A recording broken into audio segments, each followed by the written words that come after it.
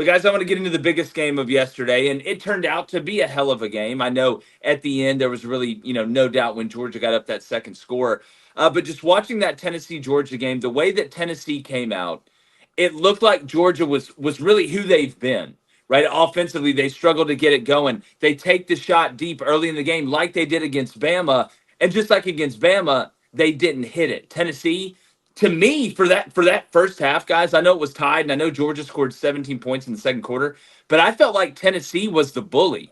I felt like Tennessee was the team that had the intimidation factor running it with Sampson. Nico looked comfortable. Carson looked uncomfortable, and Georgia really wasn't able to run the ball. But David, I mean, that script flipped really quick in the second half. Yeah, and we talked all week about how Georgia this week would be Ole Miss from last week. Now you have 2 losses. Now you're at home. Now your back's against the wall. You're going to welcome in a one-loss SEC team with Tennessee coming to town. I'm glad that Nico not only played, but I'm glad that he went in and played well, and he looked good. He did some things that I thought were the best we've seen of him this season. So Georgia beat Tennessee when they were at their best. So that I think the committee needs to take that into account. But really, here's what I took away from the game. Georgia won at the line of scrimmage, 5 sacks on your opponent while you gave up 0, right? 0 turnovers. Your quarterback looked like the guy we thought preseason who could win the Heisman Trophy, right? Oscar Delp coming out of nowhere, really giving a good game. Wide receivers getting separation, catching great balls, but most importantly, Carson Beck playing well, playing efficiency, being in command of the football game, and then you shut your opponent out in the second half. Right? No turnovers, 5 sacks, shut your opponent out. That's a great recipe to beat anyone in the country. Blaine, when you look at this Georgia team, obviously we're going to have the new playoff rankings that come out on Tuesday. David brought up Carson Beck. And really what got Carson Beck going was when Georgia started going fast and caught Tennessee on a free play for jumping off sides. That kind of was the catalyst to settle him down. And then it was just cruising for that. He finished 25 of 40, 347 yards, 2 touchdowns. Blaine, I even thought Carson ran the ball well. But where has this Carson Beck been? And is this Carson Beck here to stay? Because if this Carson Beck is here to stay, Georgia can win the national championship. Well, this is a Carson Beck we expected to see this entire year. We've talked about this Georgia team, a little bit different of a Georgia team. They're more pass to run, especially with ETN being out. But let's not get confused why Georgia won this football game. Where do you win football games in the SEC, especially big ones? You win it up front, right? And what we saw with Georgia against last week, giving up 6 sacks against Ole Miss, Carson Beck could have sat there and suntanned the entire game the way his offensive line played. It was absolutely gorgeous. And finally, we see some, even with, you got Bell went out. Right, Bell went out early with an ankle, and you lose another piece, but you have other guys step up in big moments. And look, Kirby Smart, I'll tell you what, those dogs bite when you back them up against the wall. And that crowd, guys, you got to give that crowd a lot of credit for what they did, especially in key downs. I think Tennessee jumped off sides multiple times, but if you flip it to the other side, Nico, you got to remember this about Nico. Obviously, he's a true freshman. All right, so he's obviously going to get better at these opportunities in these moments.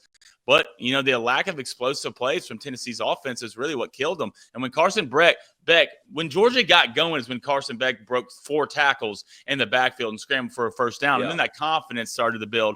And then you had that momentum with the crowd. And Georgia outscored Tennessee in the first quarter 31-7. 31 for 7 for the rest of the game. I thought Tennessee did a bad job on defense adjusting. They sat and manned the entire game and got absolutely picked apart. Well, and David, I want to get to the officiating because I do think the officiating was a big part of this game, and I don't want to just lean on it fully. But we talk about Georgia and their lack of having playmakers that we've seen offensively. I just want to throw this number at you. Georgia had 5 guys yesterday, 5 pass catchers that had at least 3 catches and over 50 yards. London Humphreys had 3 catches for 63. Lovett had 3 catches for 59. Delp had 4 for 56 and 2 touchdowns. Ben Urachek, the Stanford tight end transfer, had 5 catches for 51 yards, and Arian Smith out of the backfield had 3 for 50. So he was really spraying the ball around, like we saw in the second half against in that Alabama game. But one thing I did notice, they were going after Tennessee in the seam. That's where they wanted to hit Tennessee and hurt Tennessee. They went there multiple times. You had a couple that got deflected that didn't get there. But when you see the tight ends make this many catches, that means they feel good about the middle of the field, Dave. Yeah, well, a few things there. When you're talking about the wide receivers and the tight ends, look, Georgia's littered with talent in that locker room. So it's not surprising to see the guys play like we did yesterday. What's been surprising is for them not to have played like that earlier in the season. And I think this is a mark of championship teams. They get better from week to week. This is what Kirby Smart and Nick Saban and those type of guys do. You're going to start to see them come along, especially now that they have 2 losses and there's a lot less margin for error. As far as Carson Beck throwing seam routes, over the middle is where he throws the best balls. He throws the best dig ball I've ever seen. He throws great post routes. He was killing them on the seams yesterday. So to see him struggle at times earlier in the season when he's not able to throw his fastball every time is what has surprised me. But I'm glad you mentioned his legs, because it wasn't only with his arms. He was very effective on the ground with his legs, and not just, and he was putting his shoulder down. He was running fearlessly. The hard counts to get Tennessee to jump offside so that they could get those free plays. He had complete command of the game. I do want to say one more thing about Kirby Smart's comments, because he's taken a couple opportunities now to sort of throw some jabs at the playoff committee. I think that's the wrong time to do that. I find some of those comments a bit pathetic, and you guys know how much respect I have for Kirby Smart. I think he's the best college football coach in the game right now. But you know, there is a metric when he talks about the committee has no criteria right now. He's not exactly wrong when it comes to these at-large spots, you know, from 5 through 12, but there is a criteria of you winning your conference. Right now, if I were Kirby Smart and I had Georgia, I'd be focused on playing football games like they just played yesterday, because if you win your conference, not only are you going to make the college football playoff, but if you play like that, you're going to win the national championship. Yeah, and David, I agree with you, especially coming off a win. Like if Georgia would have lost this game and this was their 3rd loss and they were probably out, you know what did they say if in court? You know, if you have the facts, pound the facts. Yeah. If you have the law, pound the law. If you don't have either, just pound the Pound the table. table. That's when you get out there with 3 losses and start saying the committee needs. Saban used to do it all the time when it seemed like Bama, you know, they lost a big game or something. It's politicking and it's smart. But now that you won, not saying you need to kiss everybody's ass, but I think I'm going to go about it in a way that maybe it's like, hey, now the committee may see what we've done and hopefully they reward us after we were dropped to 12th when you look at who we've beaten and the games that we've played. And I mean, guys, for Georgia, I know there's 2 games left, Blaine. I want to get to officiating. You know, you're 8-2, you're 6-2 right now, and you got to feel fantastic if you're Georgia about your prospects to get in the playoff. But if you're a Tennessee fan or you're a Georgia fan or you're an A&M fan or anything, and we're going to get to this game in a little bit, something beautiful happened for you.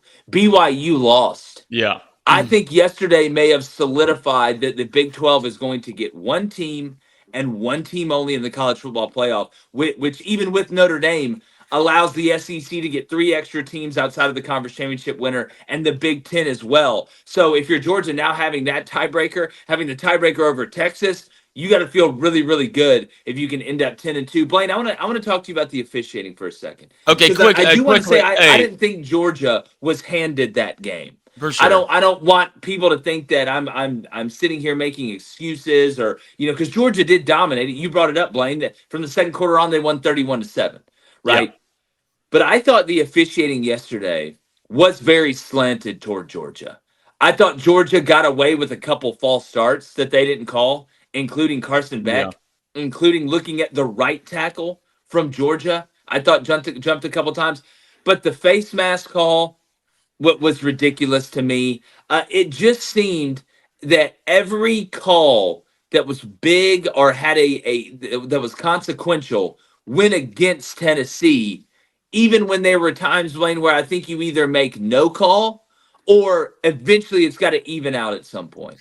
Yeah, I will say this. I don't think the refs are the reason Georgia won. I don't either, but Georgia, I can still point out bad officiating. Yeah, for sure. I think refs are terrible at their jobs. Most refs are really bad, and we've talked about this. They need to be full on-time employees. I'm not going to run down this rabbit hole. But Georgia just beat y'all up for 4 quarters. All right, and you can go look at Georgia's drives. It wasn't 30-yard drives. It wasn't 40-yard drives. It was 70-plus yard drives. I believe one was a 92-yard drive. Georgia just played better football than y'all. All right, the reason, right, it wasn't the refs' fault that y'all couldn't sack Carson Beck.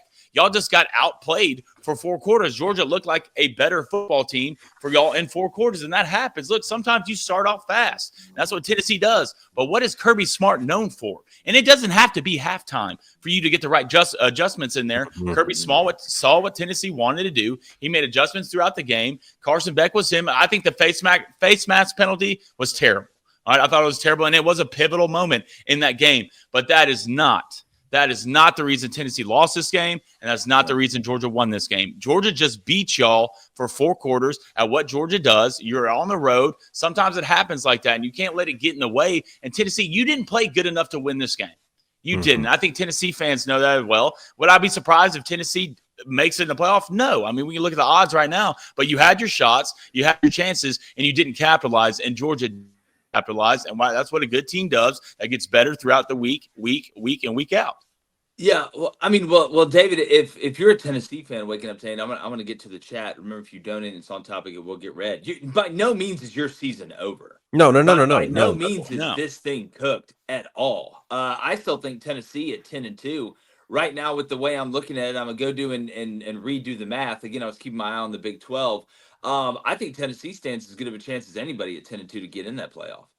Yeah, no doubt. And look, you still have to go play on the road at Vanderbilt, and you can laugh at that in years past, but you can't this year, especially when Vanderbilt has a head-to-head win over one of the teams that you're going up against in Alabama. Yes. I looked at this thing for about 30 or 40 minutes this morning, and that is how to rank order 2 through 6, basically, in the SEC. Well, really, let's say Georgia, Tennessee, Alabama, and Ole Miss. There's no way to rank order that correctly right now because everyone has a head-to-head victory over someone. So either you're going to rank order based on the quality of opponent you lost to. That's what Georgia's hoping, with road losses to Alabama and to Ole Miss, even though the Ole Miss one kind of got out of the way. Or you're Ole Miss and saying, yeah, we lost to some inferior competition because the loss to Kentucky and the loss to LSU looks worse and worse as the season goes on. But those teams are at least out of the tiebreaker, and maybe you're hoping to get a head-to-head. There's no right way to do it. Right now, on the SEC's website, the order is Georgia, Tennessee, Alabama, and Ole Miss. And keep in mind, that's with Texas A&M still being above them because that second loss is to Notre Dame out of conference, and that one's looking better and better. And obviously, Texas right now with the win over Arkansas is at the top, and those two teams will play each other. There's no way around that right now, but hey, we just saw Missouri pick up a third loss, right? Saw LSU go ahead and get out of there, so LSU can't win the SEC in the way that Matt Moscona was breaking it down this past week. Yeah. Again, we still have a few weeks left. Let's just let this thing play out, and we'll do the absolute best we can to rank order it the best we can. And like you said, BYU picking up another loss and some more chaos around the country is sort of helping solidify that picture. Well, you mentioned that, and I'm going to get to the chat, but you mentioned Alabama, Georgia, Tennessee, and Ole Miss, right? All sitting there with those 2 losses.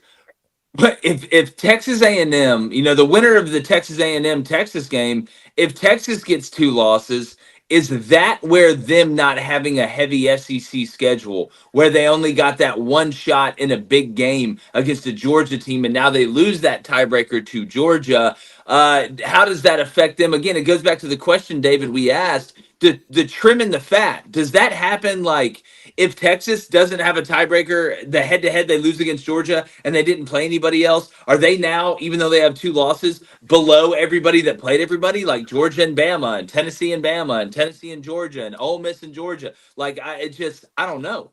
It's always better to lose early than it is to lose late. We see that every single season, right? So the loss to Georgia, and now that, after the performance against Tennessee, and assuming that Georgia wins out here, that loss is going to look better and better, even though it was at home, even though you did get doubled up. But it's not going to be a good look if you go on the road and you lose in College Station, especially if you lose by 10 points, because that's going to be what's the searing moment in the committee's mind before Selection Sunday.